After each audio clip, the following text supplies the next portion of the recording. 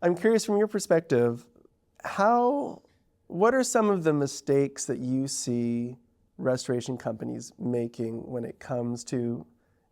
building up that next generation of leaders? Yeah, I think the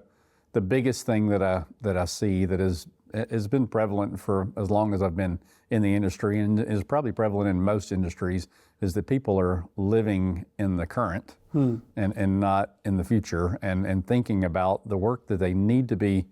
doing today in order to be successful tomorrow. So putting programs in place, trainings in place, things that are developing the next generation of leadership, whether it be in your organization or in the industry or wherever it is, but making that investment early on, because tomorrow is going to happen, whether you're ready for it or not. So